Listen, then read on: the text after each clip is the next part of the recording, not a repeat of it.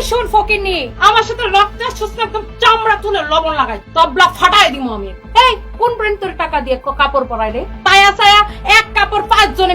এবার খুবই খেপেছেন বারিশা হকের উপর রুবায়েত ফাতেমা তনি।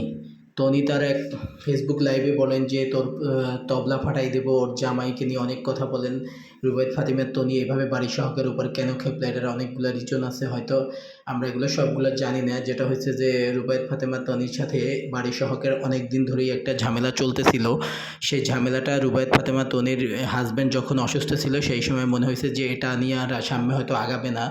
বাট রিসেন্টলি রুবায়েত ফাতেমা তনি বারিশা হককে উদ্দেশ্য করে অনেকগুলা অনেক ধরনের কথাবার্তা গালিগালাজ তার হাজব্যান্ডকে দিয়ে বলে, এক প্রকার বলে ফেলে যে তবলা ফাটিয়ে দেবো তোর, অনেক ধরনের কথা, আমার সাথে লাগতে আসিস না 2 টাকার ফকিন্নি। এবং বারিশা হকের অনেক ধরনের কুকর্মের হিস্টোরি তুলে ধরলে রুবায়েত ফাতেমা তনি বারিশা হকের ব্যাপারে বিভিন্ন ধরনের অভিযোগের কথা তুলে ধরেন এখানে রুবায়েত ফাতেমা তনি বলেন অনেক নতুন উদ্যোক্তা আছে যারা বারিশা হকের বিভিন্ন অনুষ্ঠান করার কথা বলে 50,000 60,000 টাকা নেওয়ার কথা বলে বিভিন্ন ধরনের নতুন উদ্যোক্তাদের কাছ থেকে নেওয়ার পরেও অনুষ্ঠানে টাইম দিয়ে উপস্থিত হয় না।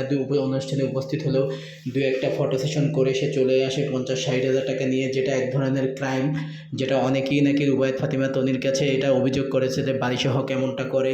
এটা আমরা আসলে তার সাথে আসলে কোনোভাবেই এটাকে আমরা তার সাথে পেরে উঠি না। সে এরকম অনুষ্ঠান শুরুর শেষের দিকে যায়, গিয়ে 2টা ছবি তুলে চলে আসে এবং এমনও হয়েছে যে অনেক প্রোগ্রামে সে অ্যাটেন্ডই করে নেয়, কিন্তু সে আপনার পারিশ্রমিক ঠিকই নিয়ে নিয়েছে, এরকম কথাটা। এবং রুবায়েত ফাতেমা তনি বলেন যে বারিশা হক একটা ফকিন্নি, ও বিভিন্ন মানুষের টাকা খেয়ে আছে, হালাল করতে পারতেছে না, ওকে টাকা খেয়ে তাদের কোনো কাজ করে না, এরকম অভিযোগ আমার কাছে বহুত আসে।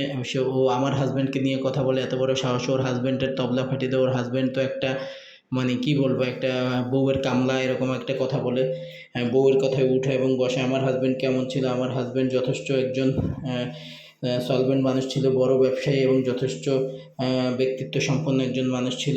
রুবায়েত ফাতেমা তনি আরও বলেন যে বারিশা হক বিভিন্ন মানুষের থেকে নেয়া কাপড় ধার করে সেগুলো পরে বিভিন্ন লাইভ অনুষ্ঠানে বিভিন্ন ধরনের প্রোগ্রামে অ্যাটেন্ড করে, যেটা আর কি রুবায়েত ফাতেমা তনি কখনোই করে না। যে বলে যে ফকিন্নি তুই কাপড় কোথায় পাস, তুই তো বিভিন্ন লোকের কাপড় নিয়ে পড়িস, আবার বড় বড় কথা বলে, সেই ধরনের বিভিন্ন অভিযোগ তোলেন রুবায়েত ফাতেমা তনি পুরো লাইভের অর্ধেক সময় বারিশা হককে ইচ্ছা মতো ধুয়ে দেন, যেটা আসলে কারোই কাম্য ছিল না।